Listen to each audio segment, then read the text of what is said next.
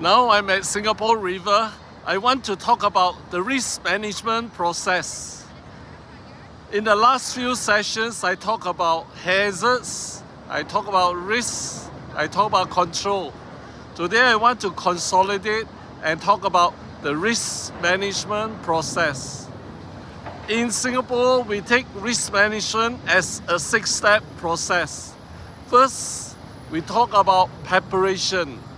We need to prepare well in order for us to do risk management, risk assessment well. In preparation, we need to gather relevant information. We need to write down the inventory of work activity, and preferably it is a team, a competent team in your company that can carry out the work. Then we have to talk about risk assessment, where we need to identify the hazards of our activities and then evaluate the severity and likelihood, and then use a hierarchy of risk control to determine what is any additional control that needs to put in place. Then we go into implementation.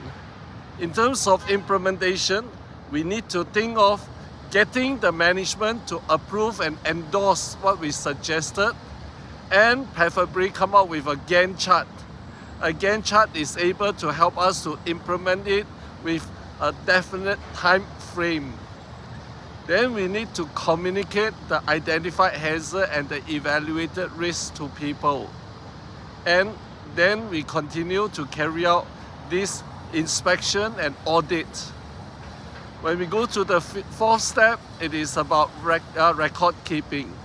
We keep record like safe work procedure, risk assessment form, risk register, and any kind of records that you think it will be helpful to determine what are the control status of this implementation.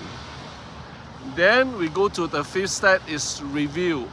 In Singapore, the law requires us to do review on 3 conditions. 1, when the 3-year period is up. Second, we do it when we actually have an accident or incident where we identify some potential hazards and some additional controls.